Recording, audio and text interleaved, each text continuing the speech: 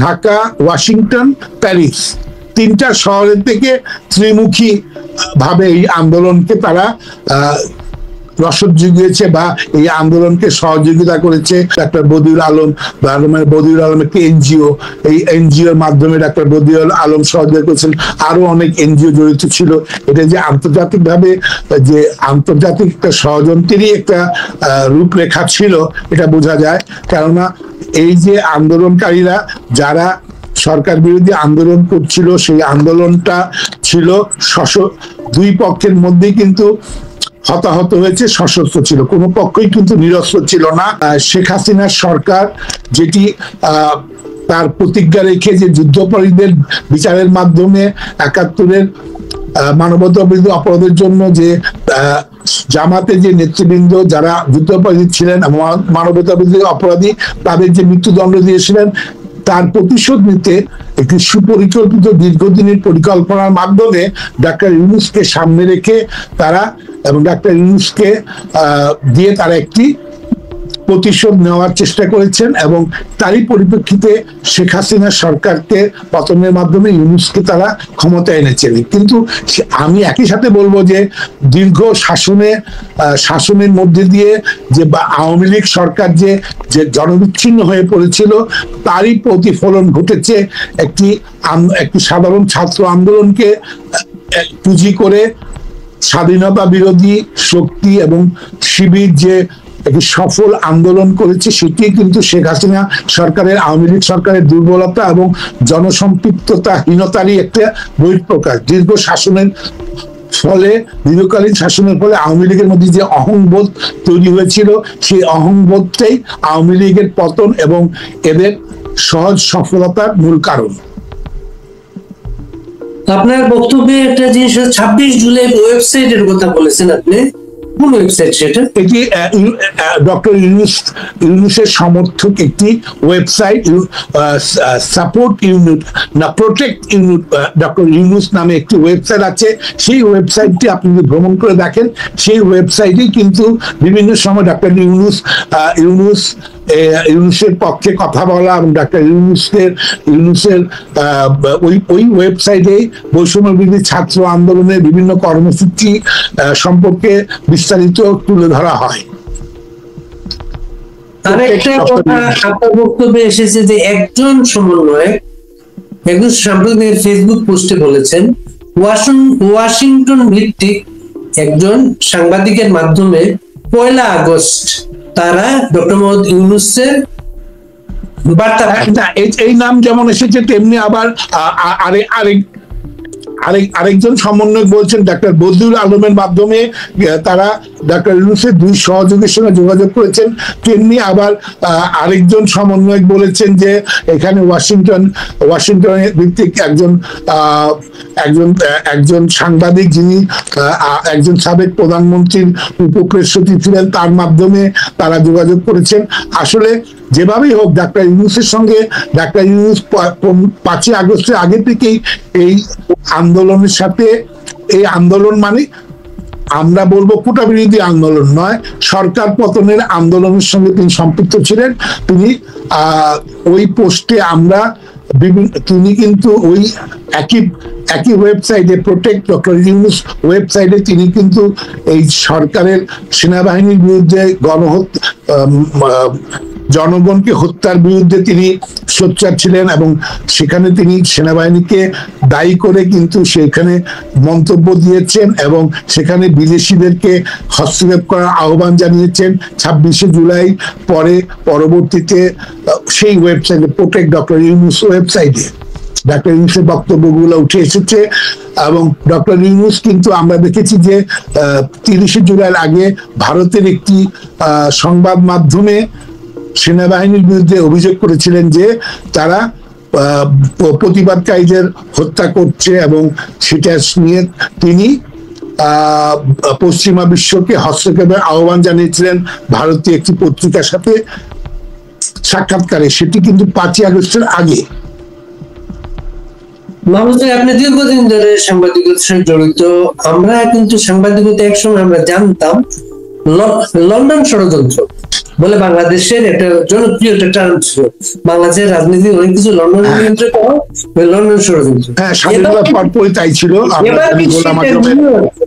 এবার কি সেটা নিয়োগ ষড়যন্ত্র ছিল না ওয়াশিংটন? আসলে নিয়োগ না, এটা হলো, এটা কিন্তু আপনি শুধু একটা, এটা হলো ঢাকা ওয়াশিংটন প্যারিস ষড়যন্ত্র বলতে হবে। Dhaka Washington Paris try city, তিনটা শহর।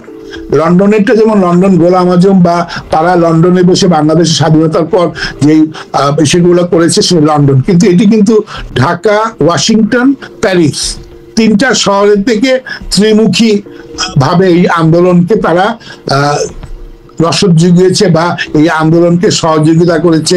আমাদেরকে জানতে হবে যে বৈষম্যবিরোধী ছাত্রদের মধ্যে যে এখন যে বিরোধের মাধ্যমে তারা বলছেন যে সেই সময় আন্দোলনের সময় তারা কোনো দূতাবাসে তারা আশ্রয় পেয়েছিলেন, কোনো দূতাবাস থেকে তারা সহযোগিতা পেয়েছিলেন, এই দূতাবাসগুলির নাম জানা উচিত। তাহলে আমরা আরো এই ষড়যন্ত্রের রূপটাকে জানতে পারবো। তারা বলেছেন যে দূতাবাসে তারা আশ্রয় নিয়েছিলেন, কোন দূতাবাস থেকে তাদেরকে অ্যাম্বুলেন্সে করে বের হয়ে আসছিলেন। তারপরে আরো কেউ তাদেরকে সহযোগিতা করেছিলেন। তারা যেমন ডাক্তার বদিউল আলম একটি এনজিও, এই এনজিওর মাধ্যমে ডাক্তার বদিউল আলম সহযোগিতা করেছেন। আরো অনেক এনজিও জড়িত ছিল। এটা যে আন্তর্জাতিকভাবে যে আন্তর্জাতিক একটা ষড়যন্ত্রেরই একটা রূপরেখা ছিল এটা বোঝা যায়। কেননা এই যে আন্দোলনকারীরা যারা সরকার বিরোধী আন্দোলন করছিল, সেই আন্দোলনটা ছিল দুই পক্ষের মধ্যেই কিন্তু হতাহত হয়েছে, সশস্ত্র ছিল, কোনো পক্ষই কিন্তু নিরস্ত্র ছিল না। সেই কারণে আমরা দেখেছি যে তাদের হাতে আন্দোলনকারীরা যেমন পুলিশ অথবা সরকার পক্ষের হাতে আন্দোলনকারীরা মারা গেছে, আন্দোলনকারীদের হাতে পুলিশ সহ সাধারণ মানুষ মারা গেছে। সেই ক্ষেত্রে কোন দূতাবাস এই যে সশস্ত্র এই আন্দোলনকারীদেরকে সহযোগিতা করে আশ্রয় দিয়েছে সেটি জানা উচিত, এবং সেটি জানলে বোঝা যাবে যে এই ষড়যন্ত্রটা আসলে কত গভীরে ছিল, এই ষড়যন্ত্রে ওয়াশিংটন কতটুকু জড়িত ছিল, এই ষড়যন্ত্রে প্যারিস থেকে কতটুকু সে হয়েছিল, এবং ঢাকায় বসে কারা কোন এনজিও, বদিউল আলম তার একজন, বদিউল আলমের পরিচয় একটি এনজিওর প্রধান হিসাবে, তেমনি এরকম আরো কোনো এনজিও জড়িত ছিল কিনা সেগুলো বেরিয়ে আসবে।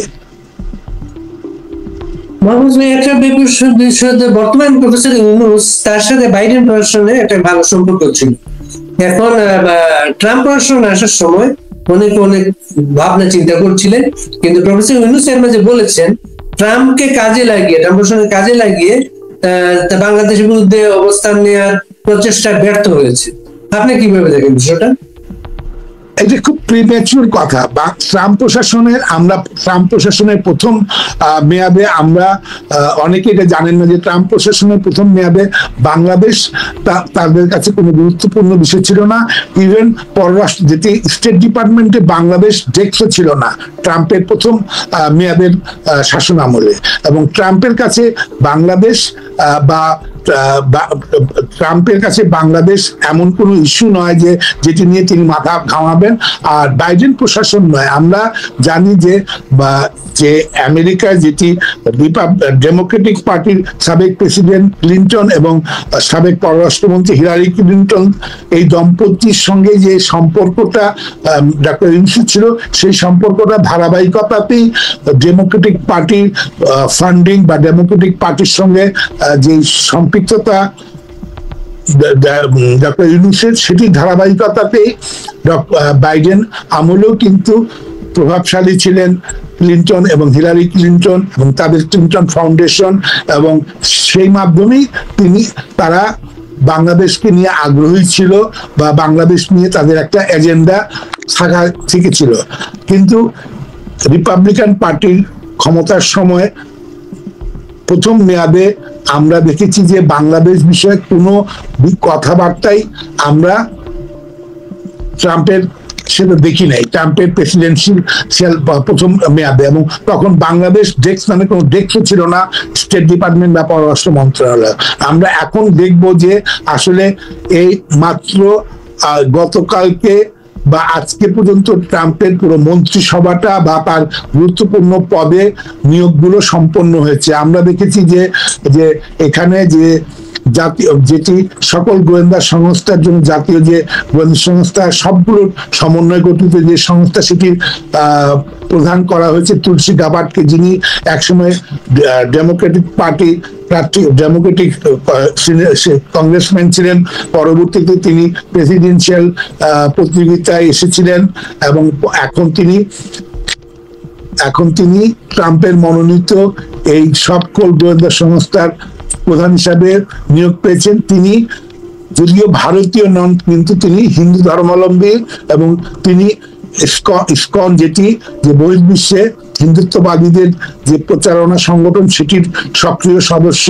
আমরা দেখেছি যে গতকালকে নিয়োগ পেয়েছেন এফবিআই চিফ হিসেবে ক্যাশ প্যাটেল, ভারতীয় বংশোদ্ভূত, এবং আমরা দেখেছি যে আরো অনেক গুরুত্বপূর্ণ পদে অনেক ভারতীয় বংশোদ্ভূত যারা দায়িত্ব পেয়েছেন। এইসব ক্ষেত্রে আমাদেরকে অপেক্ষা করতে হবে যে ট্রাম্পের প্রশাসনের এই যে ভারতীয় বংশোদ্ভূত বা হিন্দুত্ববাদী যারা এখন দায়িত্ব পেয়েছেন, তারা তাদের কর্মসূচি কিভাবে নেন। আমরা প্রথমেই দেখেছি যে ইউএসএইড, যেটির মাধ্যমে পৃথিবীর সব দেশে আমেরিকা যে মানবিক সাহায্য করতো, সেই সাহায্যটাকে রাজনৈতিকভাবে ব্যবহার করা হয়, সেটি খুঁজে পেয়েছে ট্রাম্প প্রশাসন। এবং সেই ক্ষেত্রে বাংলাদেশে এবং ভারত সহ 8টি দেশে তারা অনেকগুলো সাহায্য বন্ধ করে দিয়েছে, যেই সাহায্যগুলোর মাধ্যমে ওইসব দেশে গণতন্ত্রের উন্নয়নের মাধ্যমে সরকারগুলোকে বেকায়দায় ফেলানো অথবা সহযোগিতা করা হতো। সেই জিনিসগুলো আমরা এখন দেখব যে আসলে সামনে কি হয়। ট্রাম্পের পররাষ্ট্রনীতি অনেক পরিবর্তন আসছে। আমরা ঐতিহ্যগতভাবে যে আমেরিকার যে পররাষ্ট্রনীতিকে আমরা বলতাম যে আমেরিকায় দল বদলালেও পররাষ্ট্রনীতি একটি স্ট্যান্ডার্ড মেনটেন করে চলে, কিন্তু ট্রাম্প এসে আমেরিকার সেই ঐতিহ্য পররাষ্ট্রনীতির যে ধারাবাহিকতা, সেটিকে কিন্তু তিনি ভেঙে চুরে নতুন করে বিনিময়ের চেষ্টা করছেন। এবং এই ক্ষেত্রে আগামীতে দক্ষিণ এশিয়া, ভারত, চীন এইসব নিয়ে তাদের যে কোনো পরিকল্পনা থাকলে বা সেক্ষেত্রে কোনো আগ্রহ থাকলে সেগুলো আমরা দেখব এবং সেটার জন্য অপেক্ষা করতে হবে। এই মুহূর্তে এমন কিছু বলা উচিত না যেটি পরবর্তীতে সত্য প্রমাণ না হয়। একটা বিষয় হচ্ছে বাংলাদেশের মতো দেশ, ছোট্ট দেশ কিন্তু অনেক বেশি মানুষ, এর কারণে কিন্তু বিদেশিরা এখানে নানাভাবে বিনিয়োগ করতে চায়। বিনিয়োগের জন্য তারা একটা স্থিতিশীল রাজনৈতিক পরিবেশ চায়। সেটা বাংলাদেশে স্থিতিশীল রাজনৈতিক পরিবেশের প্রতিবন্ধকতা হচ্ছে প্রতিহিংসার রাজনীতি। বাংলাদেশে গত দীর্ঘদিন বিএনপি নির্বাচনে না থাকায় বাংলাদেশের স্থিতিশীল রাজনৈতিক পরিস্থিতি তৈরি হয়নি। শেখ হাসিনা যেহেতু একজন 24/7 প্রাইম মিনিস্টার ছিলেন, তার একক ভূমিকায় দেশের অন্তত আইন শৃঙ্খলা পরিস্থিতিটা বিনিয়োগের অনুকূল ছিল। বাংলাদেশে আগামীতে মাইনাস আওয়ামী লীগ যে ইলেকশন করার চেষ্টা চলছে, এটা যদি হয় বাংলাদেশের রাজনৈতিক স্থিতি বা বিনিয়োগের পরিবেশ কি দাঁড়াবে আপনার ধারণা? আসলে কোন দেশে কোন ইন্টারিম গভর্নমেন্ট কিন্তু বৈদেশিক চুক্তি বা বৈদেশিক বিনিয়োগ আকর্ষণ করার জন্য কোনো সফল হয় না। এই সরকারের মেয়াদ সরকার নিজেও জানে না। এখন বিএনপির দাবি এবং প্রধান উপদেষ্টা ডক্টর ইউনূসের বক্তব্য যে ডিসেম্বরের মধ্যে নির্বাচন অনুষ্ঠিত হবে। এই নির্বাচনের পরবর্তীতে যদি একটি দীর্ঘমেয়াদী স্থায়ী সরকার আসার পরে কিন্তু আবার এই প্রশ্নগুলি আসবে। এই ইন্টারিম গভর্নমেন্টের সময় আমরা কোনো নতুন বিনিয়োগ আশা করাটাও এক ধরনের আমি বলবো যে এটা মিথ্যা আশা। আর আওয়ামী লীগকে ছাড়া নির্বাচন অনুষ্ঠিত হবে কিনা, আওয়ামী লীগ নির্বাচনে অংশ নিতে পারবে কিনা, এই জিনিসটা কিন্তু সম্পূর্ণভাবে পরিষ্কার নয়। আওয়ামী লীগ এখনো নিষিদ্ধ দল না।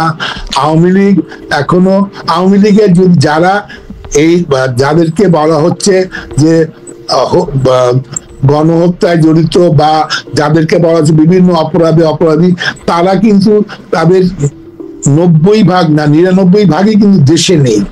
আর যারা 2-4 জন ধরা পড়েছেন তারা এখন বিচারাধীন আছে। কিন্তু আওয়ামী লীগ একটি বিশাল দল, যে দলের জনসমর্থন 34 থেকে 40% জনগণের মধ্যে তাদের একটা সমর্থন রয়েছে, সেই দলটি নির্বাচনে, সেই দলকে বাদ দিয়ে নির্বাচন যদি আয়োজন করা হয় সেটি হবে অসম্পূর্ণ বা আংশিক গণতন্ত্র।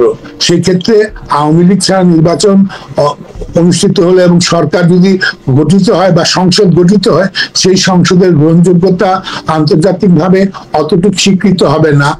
আমরা দেখেছি যে বিএনপি ছাড়া সংসদ গঠনের ফলে আওয়ামী লীগের সময় আওয়ামী লীগ সরকারের অনেক প্রশ্নের মুখোমুখি হয়েছে, এবং সেই ক্ষেত্রে যদি বিএনপিকে নির্বাচনে অংশগ্রহণে কোনো নিষেধাজ্ঞা ছিল না, তারপরে বিএনপি বয়কট করাতে তাই হয়েছে। আর এখন যদি নিষেধাজ্ঞা দিয়ে যদি দেশের 34 থেকে 40% জনগণকে তাদের ভোটাধিকার বা তাদের নাগরিক অধিকার, গণতান্ত্রিক অধিকার প্রয়োগের সুযোগ না দেওয়া হয়, সেক্ষেত্রে সেই নির্বাচন প্রশ্নবিদ্ধ থাকবে এবং সেই নির্বাচনের মাধ্যমে গঠিত সংসদ সেটি আন্তর্জাতিকভাবে ততটুকু স্বীকৃতি পাবে না, এবং সেই ক্ষেত্রে বাংলাদেশের আগামী অগ্রগতি বা বাংলাদেশের যে অর্থনৈতিক অগ্রগতি, সেক্ষেত্রেও কিন্তু বিশ্বব্যাপী তেমন সমর্থন পাবে না।